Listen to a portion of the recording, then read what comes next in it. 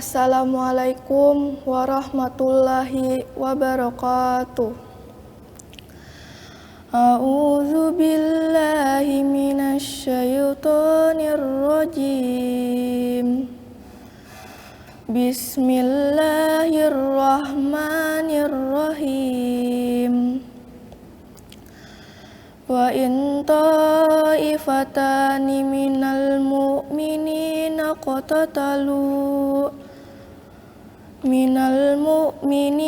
qatatalu fa aslihu bainahuma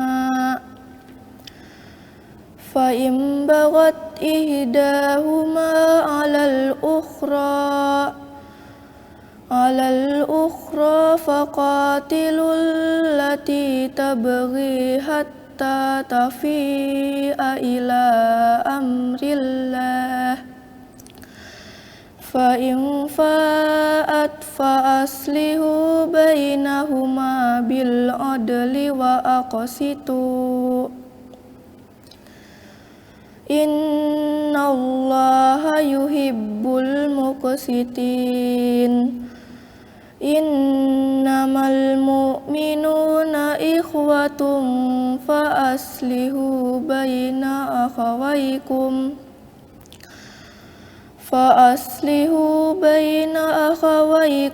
wattaqullaha la'allakum turhamun. Ya ayyuhallazina amanu la yasnakhra qaumun min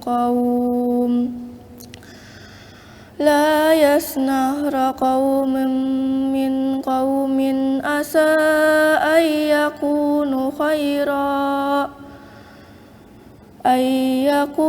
khairam minhum wala nisa'um min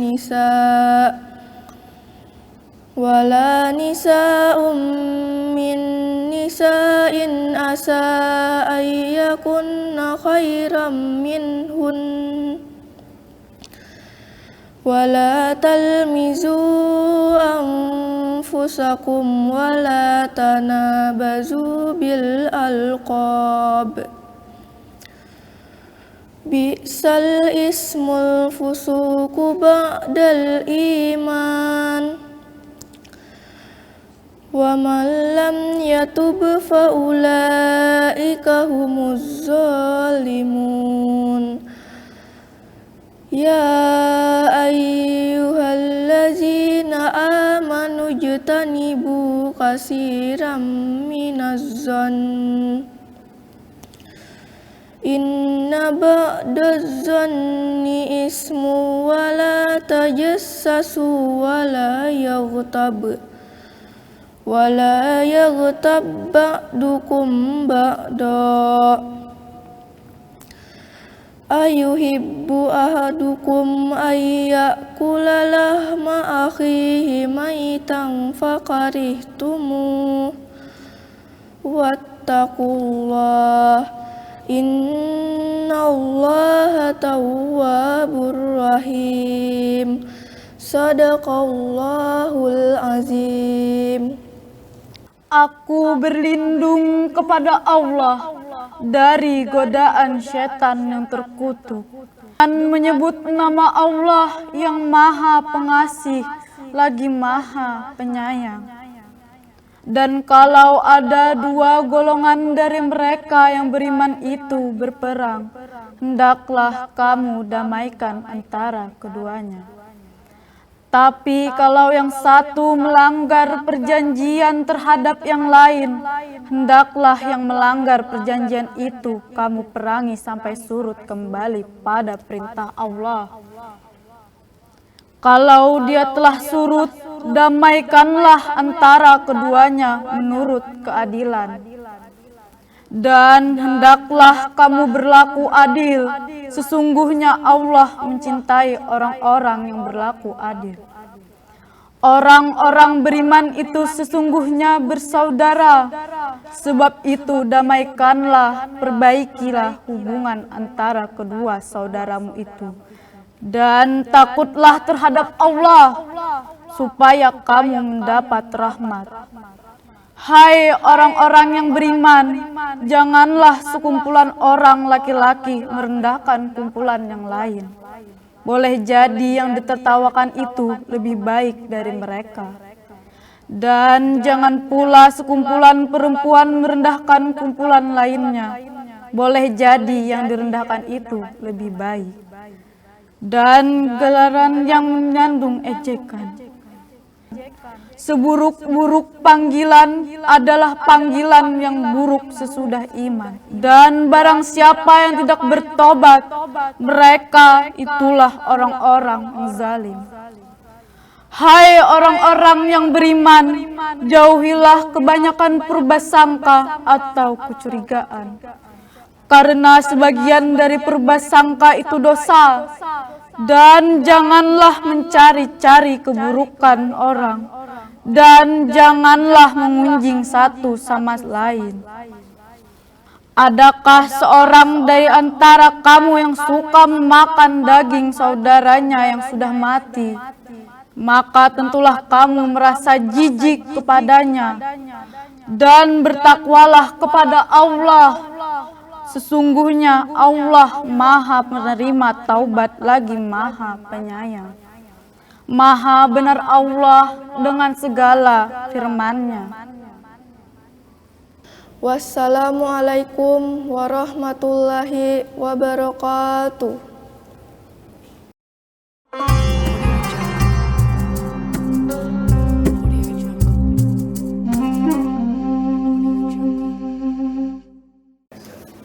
Assalamualaikum warahmatullahi wabarakatuh.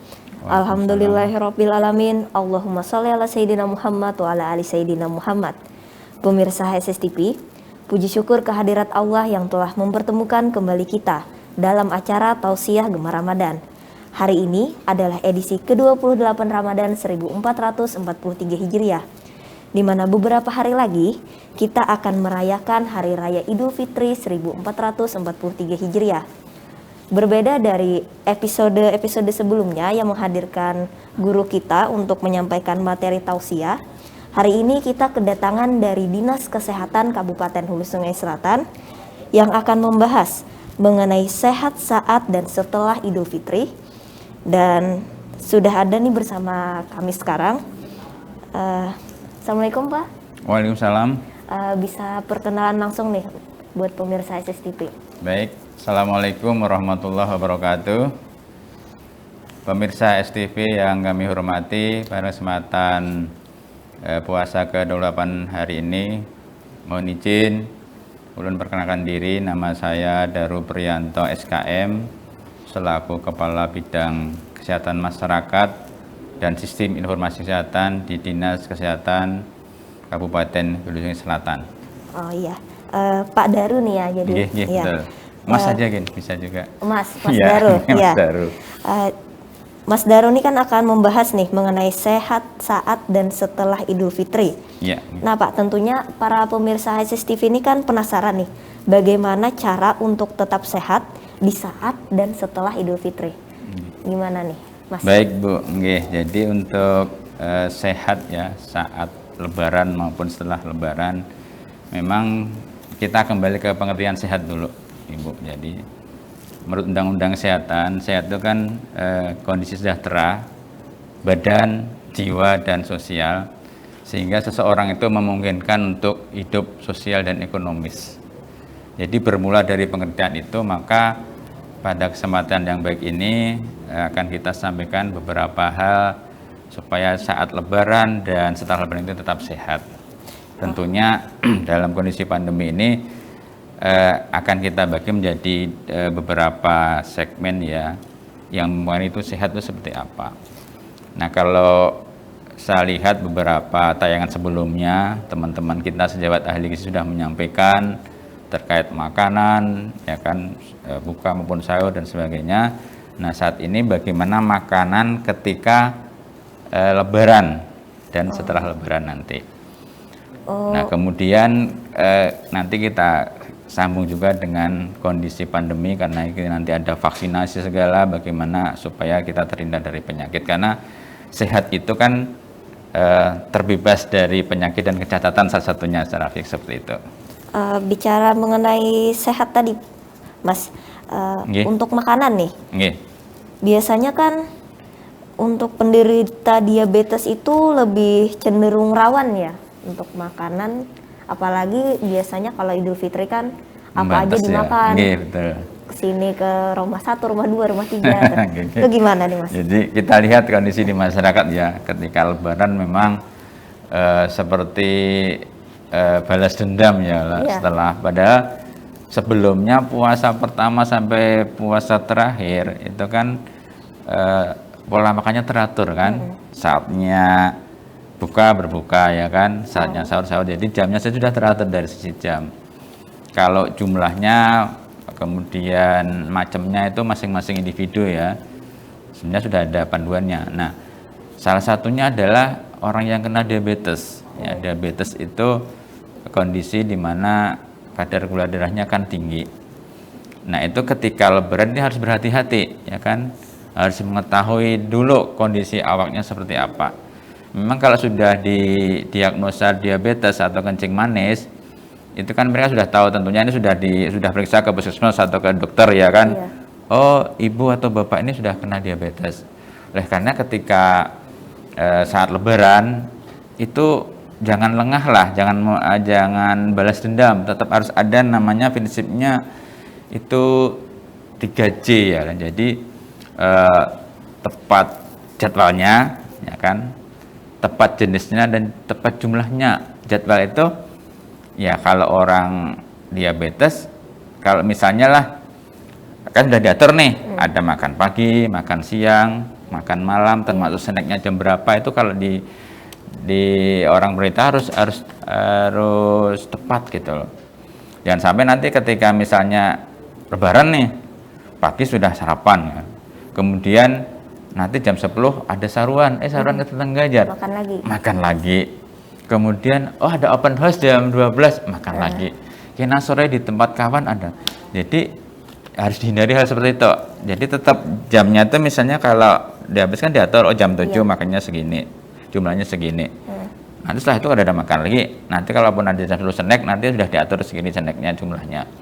Nanti jam 1 makan siang ya. Kalau udah ada takaran jumlahnya, kemudian nanti ada makan malam. Nah itu dan porsinya itu harus memang disesuaikan dengan jenis kelamin maupun umurnya, atau termasuk berat badannya berapa itu disesuaikan. Tapi prinsipnya dari sisi waktunya harus teratur.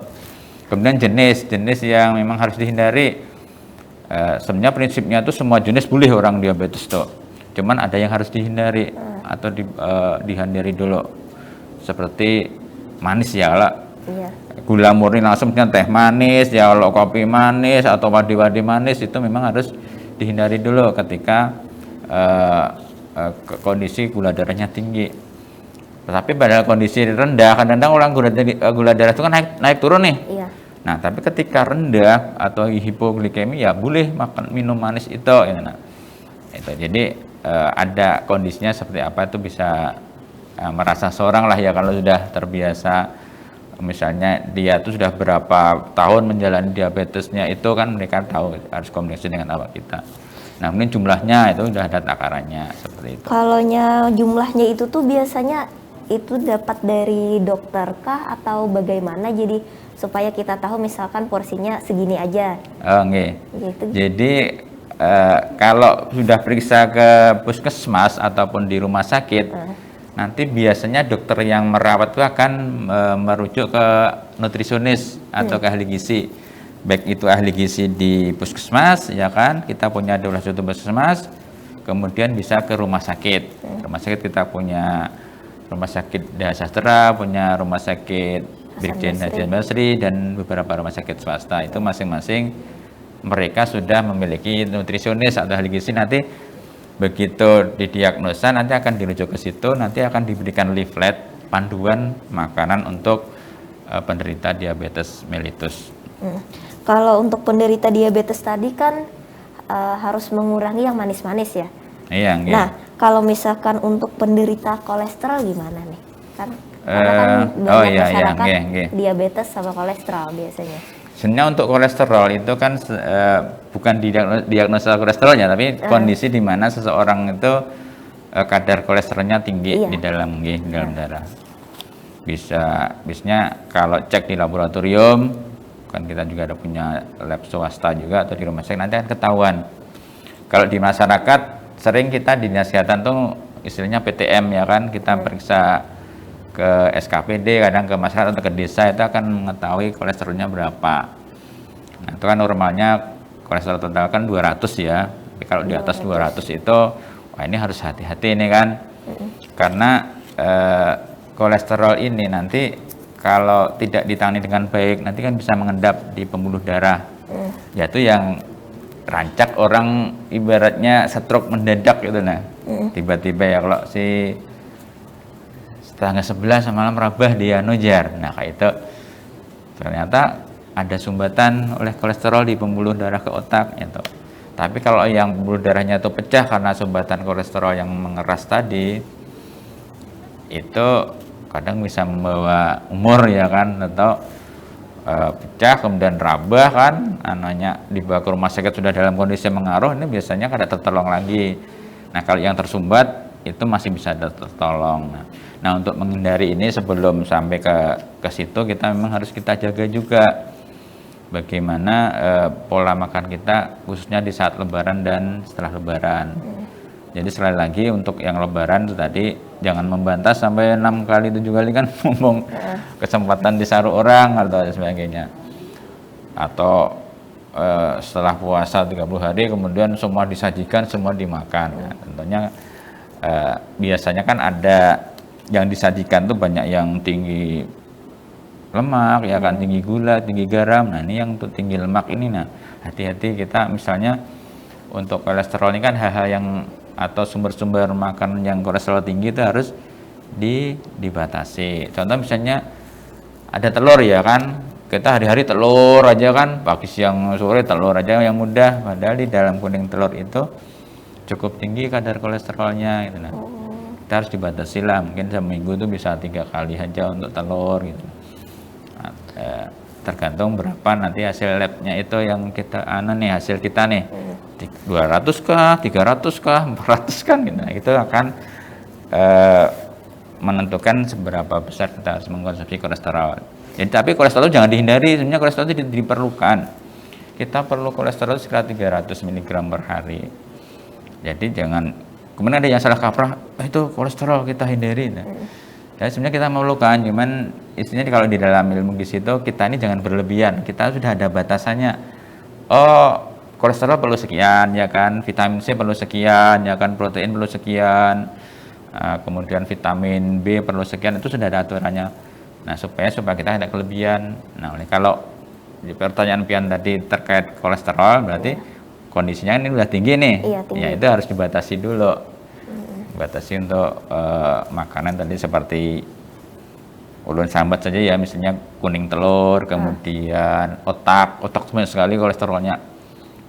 Iya, kalau kita misalnya beli makan di Padang tuh kan, oh nyaman lah ada otak, nah kita masakan Padangnya otak banyak, atau otak goreng, kemudian udang, hati sebenarnya itu ada kolesterolnya dan dikurangi dulu lah, bukan dikurangi dulu. Kecuali kalau otak itu dihindari dulu kalau yang sudah tinggi kolesterolnya di dalam darah. Kalau yang untuk makanan supaya tetap kita sehat nih, apakah ada jenis-jenisnya atau makanan apa yang lebih baik kita makan? Kalau makanan tuh sebenarnya semuanya itu kita namanya apa ya, di dalam pemilihan makanan ya kan, sebenarnya kita kalau di kesehatan namanya ada isi piringku ya. Ya, banyak ahli gizi menerangkan itu, dan ini program kementerian juga. Jadi sebenarnya dalam isi piringku itu anggaplah bulat ya, piring itu ya bulat ya. Nah kita bagi 2 nih. Nah separuhnya itu harus ada sayur dan buah, 50%-nya ya lah. Dalam separuh itu antara buah dan satu ya 2/3 sayur, sepertiganya buah misalnya, atau kebalikannya, nggak apa-apa, yang penting separuhnya itu buah dan sayur. Nah sebelahnya lagi itu 2/3-nya nasi atau karbohidrat, istilahnya bisa kentang, bisa mie, bisa nasi, bisa jagung, bisa sagu. Itu 2/3-nya. Jadi setengah-tengah tadi kemudian 1/3-nya nanti lauknya bisa lauk hewani atau lauk nabati. Itu banyak pilihannya. Jadi pada dasarnya semua makanan baik sih ya kan, nggak ada yang buruk, semua bagus, tinggal kita mengaturnya saja. Jenisnya pian sambat semuanya boleh, misalnya pian ibu hamil nih mau makan apa aja ya bisa semuanya kan. Kalau tadi itu kan buah tuh biasanya ada serat ya? Iya, nggih. Nah, manfaat serat itu apa? Oh, baik. Jadi sekali lagi tadi kan ulun sambat kan setengahnya itu ada sayur buah. dan buah. Nah, itu memang sayur dan buah ini sumber vitamin, mineral dan serat. Nah, serat ini yang perlu kita ketahui bersama, memang fungsinya banyak sekali untuk serat ini, salah satunya adalah melancarkan pencernaan, ya kan. Rancak kita sembelit atau sakit perut, istilahnya ke belakang tuh lawas ya Allah, sedikit-sedikit keluarnya, itu karena kekurangan serat. Nah, serat itu kan yang ada serat yang larut dalam air maupun yang tidak larut dalam air. Nah, itu kalau serat yang larut dalam air itu nanti begitu kita makan, itu akan volumenya di dalam parut ini banyak gitu. Nah, kemudian apa ya kita menyambatnya ya, kalau feses atau tinja yang kita keluarkan nanti volumenya besar dan lembut gitu. Nah, jadi nyaman lah keluarnya, istilahnya seperti itu fungsi serat pertama. Kalau ini kurang, kadang orang sembelit kalau dalam waktu lama nanti bisa menimbulkan namanya basir atau sakit basir di Sakit sini. buang air besar ya? Bukan sakit yang apa, karena di bawah itu apa ya, basir ya, atau kalau bahasa Jawanya apa ya, kan bahasanya kalau bahasa ilmiah itu basir seperti itu. Nah, kemudian fungsi berikutnya adalah nanti bisa menekan kadar kolesterol yang jahat atau LDL, fungsi dari serat itu. Karena begitu serat itu kita makan, kita konsumsi, nanti fungsi dari serat itu akan mengikat lemak jahat tadi deh. Jadi nggak sempat diserap oleh ke pembuluh darah, nanti akan begitu diikat oleh serat tadi nanti akan dikeluarkan lewat tinja atau lewat feses tadi. Nah, kemudian berikutnya adalah bisa membantu mengontrol gula darah, termasuk yang biasanya tadi orang yang kena diabetes itu memang untuk konsumsi serat atau serat memang harus dianjurkan. Karena setelah serat itu masuk ke pencernaan, dia akan bisa memperlambat proses pencernaan gula, penyerapan gula, sehingga dia akan lambat gitu diserapnya itu bertahap kada berkecut ya. Tapi kalau gula itu kita makan tanpa seratnya rendah, itu biasanya berkecut naiknya, ini gula darah tinggi. Nah, itu fungsi serat. Kemudian yang terakhir bisa mengontrol berat badan, ya kan.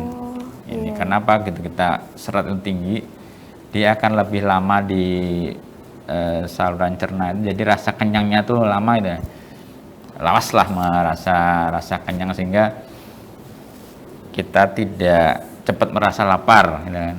Tapi kalau kurang serat tuh cepat lapar, makan lagi lapar, makan lagi gitu. Jadi itu kalau untuk fungsinya, orang diet berarti bagus deh untuk makan makanan yang berserat. Enggak, untuk orang diet harus makan berserat. Gitu. Sumbernya ya itu tadi kalau alami ya buah dan sayur, tapi ada di bawah ini yang berjual ya kalau berjual serat gitu. Nah, teman yang alami sih buah dan sayur yang alami dulu, mungkin itu. Tadi kan manfaat serat nih. Okay. Terus kalau yang untuk manfaat mineral atau air? Oh, air, okay. Nah, baik, untuk air itu memang dalam pola makan kita tidak ketinggalan air ya. Itu sekitar 8 gelas sehari. Kalau bisa air putih ya. 8 gelas sehari yang besar kah? Gelas belimbing sekitar 200 ml itu. Oh, yang 200 gelas ml. Apa ya? Gelas belimbing yang sedang, bukan yang besar ya. Kalau yang gelas kalau yang lancak saruan itu yang sedang aja itu. Gelas kalau kita menyambatnya gelas belimbing, bawahnya kan sudut-sudut itu. Itu sekitar 8 gelas sehari. Tapi minumnya jangan sekaligus ya. Jadi 8 gelas nanti diatur mulai pagi, siang, sore, malam tuh diatur jaraknya. Sekira 8 gelas itu kan memenuhi kebutuhan sehari. Nah, fungsinya air ini sangat banyak sekali sebenarnya. Karena apa? Tubuh kita aja kan 60-70% kan untuk air nih ya kan. Bila diperas kita nih, airnya banyak. Nah, untuk itu kita harus konsumsi air itu jangan sampai kurang. Karena bila kurang, itu nanti banyak gangguan metabolisme maupun fungsi-fungsi yang lain. Jadi manfaat air itu salah satunya mencegah dehidrasi. Ini penting. Karena apa? Orang yang kena dehidrasi karena mungkin behiraan, kemudian muntah atau diare, itu kalau muntah sehari dua aja sudah, ini kalau nggak dikasih air itu bisa penyawaan biasanya, kalau bisa membawa umur gitu. Nah, karena pentingnya air ini, karena seperti yang katakan tadi 70% tubuh kita air, begitu kurang aja sedikit sudah kita kan merasa haus ya. Karena itu harus, kalau pian menemui misalnya di tetangga pian yang kena diare atau muntah-muntah terus, airnya berkurang nih, itu cepat-cepat dibawa ke puskesmas atau ke rumah sakit supaya tertolong. Nah, kemudian juga menjaga kesehatan sendi dan otot untuk air nih, persendian kita terjaga, kemudian kelembapan kulit kita juga terjaga. Itu fungsi-fungsi air di antara. Tapi yang penting untuk memperlancar metabolisme tubuh kita ya kan, untuk fungsi air seperti itu. Kalau minum airnya itu apakah ada jam-jam tertentunya atau terserah aja? Sebenarnya dalam satu hari itu kita bagi. Tapi bila diperlukan juga aktivitas kita apa? Tergantung aktivitas kita. Kalau aktivitasnya itu kita banyak berolahraga, kemudian bekerja berat, itu memang lebih dari itu. Tapi kalau orang yang normal sekitar 8 gelas sehari. Nanti kondisi hamil, menyusui itu kan lebih dari 8 gelas, lebih dari itu. Jadi dirasakan kita sendirilah. Teman waktunya harus merata di dalam sehari semalam tuh harus merata. Berarti kalau misalkan lebih air itu boleh aja, tapi enggak lah, paling kalau kalau lebih malah paling bekame ya lah kencing ke belakang. Tapi kalau kurang itu yang, kemudian kalau kurang tanda-tandanya air itu keruh ya, warnanya keruh lah gitu. Bila kurang minum warna air, kekuning-kuningan yang kayak minyak tuh, wah ini berarti ini kurang minum ini. Tapi kalau minumnya cukup, bila misalnya pian lah ke bekame itu akan lebih jernih anunya nih, warnanya. Perbedaannya lah. Nggih. Terus ini kan masih di masa pandemi kalau. Oh nggih, masa pandemi, betul. Apa nih yang harus kita lakukan untuk tetap sehat di masa pandemi? Baik, apalagi saat berpuasa atau setelah Idul Fitri. Kondisi pandemi ya. Ini sebentar lagi Lebaran ya. Beberapa hari lagi Lebaran, dan status pandemi belum dicabut di Indonesia, termasuk di Hulu Sungai Selatan. Tentunya kita tetap harus mengikuti anjuran pemerintah, ya kan. Jadi pemerintah itu menetapkan misalnya, Hulu Sungai Selatan ini kondisinya seperti ini, ya kan. Itu kita harus kita ikuti. Seperti misalnya kan mulai awal pandemi sampai sekarang itu kita harus menerapkan 5M. Itu harus tetap kita jaga. Seperti memakai masker seperti ini kan tetap ya kan, pakai masker di tempat tertutup seperti ini, kemudian di tempat-tempat nanti keramaian itu jangan sampai masker ini lepas, yang pertama, karena menjaga, sebenarnya banyak manfaatnya nih, di samping Jarpian tadi masalah virus COVID, tapi mencegah juga virus yang lain, virus influenza, kemudian dari debu pun masuk, kita jaga dengan masker ini. Jadi fungsinya cukup banyak. Kemudian kita juga cuci tangan pakai sabun air mengalir. Ini kebiasaan yang bagus yang memang harus kita tanamkan. Jadi ada manfaatnya ketika pandemi ini. Jadi orang sudah terbiasa dengan cuci tangan pakai sabun. Karena ini banyak manfaatnya, di samping tadi kita mencegah virus tidak menempel, virus COVID, tapi bakteri-bakteri yang lain juga ikut bersih ketika kita cuci tangan. Misalnya bakteri yang menyebabkan behiraan misalnya gitu. Nah itu akan hilang juga. Karena itu dalam kondisi pandemi COVID ini kita jaga pakai masker, cuci tangan pakai sabun, kemudian hindari kerumunan, kemudian menjaga jarak seperti kita ini, dan kurangi mobilitas. Walaupun untuk saat ini untuk mobilitas sudah mulai dilonggarkan oleh pemerintah karena kaitannya dengan juga kita harus memulihkan ekonomi kan. Kalau semua orang di rumah begana macet ya kan ekonominya, orang tidak bisa bercari. Oleh karena itu dalam kondisi sudah dilonggarkan, minimal jangan lupa pakai masker dan sering-sering cuci tangan pakai sabun gitu. Ini kan di masa pandemi ini pemerintah terus gencar nih menyuruh untuk vaksinasi. Nah, kenapa nih masyarakat harus ikut untuk vaksinasi? Jadi salah satu untuk mencegah penularan COVID-19 memang salah satunya adalah dengan vaksinasi. Kan yang ulun sampaikan di muka tadi adalah di luar vaksin, tapi pemerintah memprogramkan untuk menambah kesuksesan program pencegahan COVID-19 ini dengan vaksinasi. Karena vaksinasi itu nanti akan menciptakan imunitas seseorang ya kan, baik yang anak-anak maupun dewasa maupun orang tua ini imunitas. Jadi ketika kita divaksin, begitu ada virus COVID masuk, ini sudah tahu nih, ibaratnya tentara di dalam tubuh kita nih, imunitasnya langsung melawannya. Itu jadi memang harus semua orang harus mengikuti program vaksinasi ini. Jadi untuk manfaat vaksinasi itu untuk antibodi ya? Salah satunya untuk antibodi, kemudian mencegah penularan antar individu, antar orang nih. Kemudian juga mengurangi dampak bila terkena. Karena ini Bu, jadi orang yang sudah divaksin bukan berarti itu bebas dari COVID. Iya. Tetapi seandainya kena, dia nggak terlalu parah, ya kan? Bukan ada yang berpendapat aman kena juga kada usah bervaksin gitu. Ada seperti itu pendapatnya salah. Jadi yang betul itu memang bisa kena COVID, tetapi tidak berdampak buruk lah, itu paling ringan atau yang tanpa gejala seperti itu. Jadi fungsi vaksinnya itu. Kalau misalkan kita nih sudah kena COVID nih, itu apakah harus tetap ikut vaksin atau boleh tidak ikut lagi? Sebenarnya harus ikut, cuman ada waktunya. Oh iya. Jadi ketentuannya itu misalnya hari ini ulun kena ya kan, tapi ulun belum bervaksin nih. Kalau kenanya cuman ringan saja, nanti 1 bulan berikutnya boleh ikut. Boleh ikut vaksin. Boleh ikut vaksin.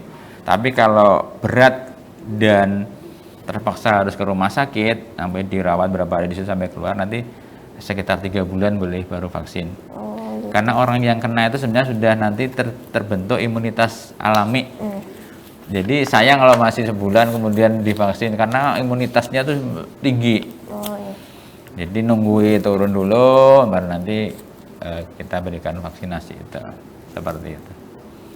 Untuk vaksin yang ada di Kabupaten Hulu Sungai Selatan nih, itu yang tersedia apa aja? Kan bukan semua orang tahu apa aja. Memang. Jadi ini orang jadi bingung ya, macam-macam vaksin datangan nih. Pertama dulu namanya Sinovac. Sinovac di awal-awal 2021 ya waktu ya, 2021 bulan Februari datang itu. Itu lama Sinovac dulu. Tapi karena di dunia ini yang produksi banyak dan stoknya masing-masing ada yang sudah habis, misalnya masih produksi, jadi mana yang dapat, Indonesia itu akhirnya mencari mana yang ada gitu. Nah, setelah Sinovac dulu ada namanya Moderna. Tapi Moderna itu terbatas juga untuk kesehatan waktu itu. Setelah Moderna baru ada AstraZeneca, ya kan? Setelah AstraZeneca ada namanya Pfizer, Pfizer. Kemudian yang terakhirnya ada Covovax. Jadi ada 5 di Sulawesi Selatan, ada 5. Itu untuk khasiatnya apakah sama atau ada perbedaan? Kalau khasiatnya sama. Khasiatnya sama. Paling beda-beda sedikit paling terkait dengan efikasinya dan efektivitasnya mungkin beda sedikit, tapi prinsipnya sama untuk merangsang namanya imunitas tubuh kita untuk melawan virus itu. Tapi kalau masalah masih bingung, nanti begitu ada di tim vaksinasi datang, udah ikut saja, saya berlapor aja. Bahwa ya kalau misalnya vaksin pertama, ini Pak kami pernah vaksin pertama, bawa aja buktinya. Jadi tidak masalah. Untuk kan? vaksin itu kan apakah harus misalnya yang vaksin pertama kita Sinovac nih, vaksin kedua apakah harus tetap Sinovac atau boleh aja beda lagi? Sekarang boleh beda. Kalau di awal dulu Sinovac, kalau sekarang setelah Sinovac yang kedua boleh yang lain. Yang ketiga berarti boleh lagi yang lainnya? Oh berarti ada nggak tabelnya. masalah kalau misalkan beda-beda? Iya, misalnya pertama Sinovac, kedua sekarang boleh Covovac, ya kalau Sinovac, yang kedua boleh yang lain seperti itu sama. Cuman yang ketiga nanti ada tabelnya. Bila Covovac, nanti yang ketiganya boleh Pfizer setengah dosis, Oh gitu. dan Moderna 1 dosis seperti. Jadi ada tabelnya, nanti petugas nanti akan yang mengarahkannya seperti itu. Untuk usia yang boleh ikut vaksinasi itu apakah ada batasannya atau yang minimal sama yang maksimalnya adakah? Kalau vaksinasi untuk menjaga kesehatan di saat puasa nih, saat lebaran saat Idul Fitri dan lebaran itu vaksin itu sebenarnya gini. Kalau di awal dulu kan 18 tahun ke atas ya, Iya. baru boleh. Kemudian ditambah lagi remaja 12 tahun sampai 18 tahun. Terus ada khusus Nah, lansia. saat ini boleh mulai 6 tahun. Oh, mulai 6 tahun. Mulai 6 tahun. Cuman vaksinnya khusus yaitu Sinovac saja. Nah, yang lain nggak boleh. Jadi 6 tahun sampai 11 tahun itu adalah vaksin Sinovac. Seperti itu. Kalau 12 sampai 18 boleh menggunakan Pfizer. Kalau untuk yang khusus lansia itu adakah? Kalau yang khusus atau kalau lansia boleh malah boleh semuanya. Oh, boleh semua. Di atas 18 tahun tuh kelima vaksin ini boleh. Yang ada Berarti yang dibatasi itu cuma yang untuk anak-anak. anak-anak dan remaja. Iya. Anak dan remaja dibatasi. Mungkin seperti itu. Biasanya kan orang kadang kalau sudah vaksin katanya ada yang sakit kepala, ada efek itu bagaimana untuk menanganinya tuh? Oh, seperti itu. Jadi memang namanya KIPI ya, kejadian ikutan pasca imunisasi itu memang setiap vaksin berbeda-beda dan juga tergantung masing-masing orang. Seperti ulun nih. Ulun udah 3 kali, kalau pertama Sinovac, kedua Sinovac, ketiga Moderna. Itu ulun yang pertama, kedua gak ada masalah, biasa-biasa saja, bekerja seperti biasa, aktivitas seperti biasa. Nah, ketiga agak sedikit ada di cabai kayak ini sakit di bekas suntikannya itu nah. Tapi kalau seperti sakit kepala, demam itu nggak ada. Cuman ada beberapa kawan memang ada seperti itu, ada yang merasa Ada yang kadang ngantuk. demam, ada yang ngantuk, itu memang hal yang wajar. Kalau akibatnya itu ringan saja, cukup istirahat di rumah. Tapi kalau memang berat atau sedang, itu segera ke puskesmas dan rumah sakit. Kalau memang misalnya muntahnya, kan ada juga misalnya ada terjadi atau sakit kepalanya kok nggak sampai misalnya, nah itu bisa segera ke puskesmas atau rumah sakitnya. Oh gitu. Berarti kalau misalkan ada keluhan langsung aja nih berperiksa ke puskes atau rumah sakit. Jangan sampai terjadi pembicaraan di masyarakat tetapi kan ada ujungnya, ya kan, jar-jar ini, jadi langsung saja. Karena di dalam kertas seperti ini ya, kertas ini yang dicetak oleh tim vaksinasi itu ada tulisannya. Petugasnya siapa, nanti bisa menghubungi di situ, nomor HP-nya ada. Gitu. Misalnya setelah divaksin sampai di rumah kok merasa aneh apa, itu bisa menghubunginya, nanti akan bisa diarahkan untuk pecahannya seperti itu. Ini kan gencar-gencarnya juga untuk gerakan masyarakat untuk tetap sehat nih. Oh, ya. Itu bisa dijelaskan nih terkait gerakan masyarakat itu? Oh, untuk istrinya germas ya, karena yang namanya masalah germas, gerakan masalah hidup sehat. Itu sebenarnya diharapkan masyarakat itu sudah melakukan itu, gitu. Melakukan itu. Karena ini adalah kemandirian. Karena bagaimanapun sehat adalah milik kita bersama, jadi harus komponen masyarakat bergerak bersama. Ini untuk germasnya. Beberapa yang kita sampaikan terkait germas, memang yang pertama itu kita jangan lupa beraktivitas fisik, ya kan, aktivitas fisik. Jadi misalnya bisa juga sih aktivitas fisik itu berjalan batis, bisa berapa, yang penting ada ukurannya. Aktivitas itu sekitar 30 menit, ya kan, 30 menit. Alangkah baiknya apabila memang kita menyiapkan waktu, ya kan, 30 menit untuk beraktivitas fisik. Bisa berolahraga lebih baik lagi. misalnya jalan kaki atau lari-lari kecil atau bersepeda itu sekitar 30 menit. Karena fungsi dari aktivitas fisik ini sangat baik untuk kesehatan kita, meningkatkan kapasitas paru-paru untuk menghirup oksigen ini ya kan, jadi kadang pengantukan jadinya kita kemudian juga menguatkan otot-otot maupun sendi-sendi karena kita beraktivitas, itu fungsi dari aktivitas fisik. Nah kemudian germas ini yang kedua terkait dengan makan buah dan sayur. Sudah disampaikan beberapa nutrisionis memang di mana-mana tuh kita loh makan buah dan sayur ya. Di Kalsel itu termasuk rendah, kita rendah, termasuk di hulu sungai itu makanan atau konsumsi buah dan sayur itu masih rendah. Padahal ini sangat penting sekali.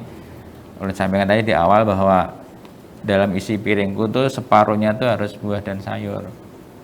Buah apa aja yang mahal ya lah. Pisang ada buah murah di situ kan, di pasar banyak murah aja pisang. Limo murah, kemudian apalagi yang buah-buah lokal, papaya juga murah nih. Kemudian berikutnya terkait germas ini kita hindari merokok ya kan. Merokok ini apa sih kenikmatannya kan, walaupun memang orang-orang tertentu nikmat dengan itu, tapi sebenarnya kalau dari sisi kesehatan itu akan mengganggu kesehatan. Ya kalau memang terpaksa tidak bisa menghentikan merokoknya jangan di ruangan lah. Misalnya kita satu keluarga ya, abahnya merokok, ya sudah di luar aja lah, jangan di dalam rumah misalnya, seperti itu. Ini mohon maaf sekali kalau ada pemirsa STV yang memang perokok, tapi mohon maaf menyampaikan saja bahwa ini karena kita di kesehatan, kita menyampaikan bahwa kurang baik untuk merokok ini. Nah kemudian mengkonsumsi alkohol menjadi kurangi juga. Alkohol kalau di kita sih nggak banyak, cuman ada aja yang orang mengkonsumsi alkohol nih kan. Kadang-kadang buat cari ke pasar alkohol gasan apa, gasan mabuk misalnya. Nah itu jangan sampai melakukan hal seperti itu. Nah berikutnya kita cek kesehatan ya kan, cek kesehatan secara rutin. Misalnya ulun ini gak ada tahu nih apakah gula darah ulun naik atau tidak, atau berapa gitu. Kolesterol ulun berapa, asam urat ulun berapa ini. Kemudian irama jantung ulun seperti apa, ini harus kita cekkan secara rutin. Ya paling tidak minimal 6 bulan sekali syukur bisa, kalau enggak ya setahun sekali lah kita cek. Nah, ibaratnya kendaraan itu dicek sebelum mana yang nanti yang harus diservis dulu ya, karena yang harus diperhatikan. Nah, kalau semuanya normal alhamdulillah, tapi kalau ada yang terjadi penyimpangan itu secepatnya harus diketahui. Misalnya setelah diceknya ini kolesterolnya di atas 200, nah harus segera diluruskan lah, dibujurkan, dikurangi supaya normal. Gula darahnya sudah mulai di atas 200 nih. Nah ini. Tapi kalau misalnya nggak sempat, minimal kita itu bisa merasakan kita sendiri, diri kita. Misalnya lah, kita nggak sempat ngecek gula darah nih. Tapi kalau kita merasa misalnya cepat lelah ya Allah, cepat lapar, cepat haus ya Allah, bila malam kami aja rancak berkali-kali, itu bisa dicurigai gula darahnya tinggi tanpa harus dicek. Nah, untuk memutuskan lebih baik dicek di laboratorium ya kan, baik di puskesmas, rumah sakit atau di swasta, tergantung ekonominya masing-masing lah. Tapi kalau di kesehatan beberapa, kalau kita periksa di puskesmas, kemudian dokternya menyarankan ini, semua kan gratis kan, kita punya BPJS Semesta di ASS ini, semua dijamin, tapi kita harus lewat pemeriksaan di dokter dulu. Tapi kalau tiba-tiba keinginan sendiri, Pak ulun hendak periksa ini, itu kan nggak boleh, tapi harus lewat dokter dulu. Nanti dokter menyarankan, periksa ini kolesterol, periksa gula darah, periksa apa, kita akan gratis karena memang dokter yang menyarankan untuk periksa itu. Nah kemudian terakhir adalah bagaimana kita menjaga lingkungan. Nah kepada kesempatan ini kita sampaikan, memang kadang kita ini tidak sadar membuang sampah nih kan, sembarangan. Kita di jalan tuh ambil naik mobil, minum aqua, buang ke samping ya kan. Apalagi bungkus wade apa-apa langsung buang ke samping. Jadi kelama-lamaan itu kiri kanan jalan ini sampah penuh. Apalagi yang di sungai itu, katanya kan melihat kan udah ke arah Daha itu sudah sampah di sungai penuh. Nggak mesti di sungai-sungai pada kita nih. Nah itu mohon bagaimana kita membuang sampah itu pada tempatnya. Artinya dipilah lah. Kalau sampah ini tidak bisa diure oleh tanah ya kan tanah sampah itu kan ada sampah organik, ada non organik. Yang non organik itu harus kita simpan kita buang ya, yang non organik ini kita buang pada tempatnya. Tapi kalau yang sampah-sampah pacangan terure juga udah kita punya tanah luas, buang di situ kan nanti jadi tanah lagi seperti itu. Jadi harus dipisahkan. Mungkin itu terkait Gremas, sehingga mari kita sama-sama menggerakkan ini. Makasih Mas Daru atas materi tadi yang telah disampaikan. Tidak terasa nih waktu sudah habis ya. Jadi makasih sekali lagi nih untuk pengetahuan hari ini. Baiklah pemirsa SSTV, usai sudah perjumpaan kita kali ini. Semoga materi yang disampaikan dapat bermanfaat bagi kita semua. Sampai bertemu lagi di edisi Tausiah Gemar Ramadan selanjutnya. Saya Adelina bersama kru yang bertugas mengucapkan terima kasih atas perhatian Anda. Dan juga saya mengucapkan minal aidin wal faizin, mohon maaf lahir dan batin. Selamat merayakan Hari Raya Idul Fitri 1443 Hijriah. Wassalamualaikum warahmatullahi wabarakatuh. Waalaikumsalam warahmatullahi wabarakatuh.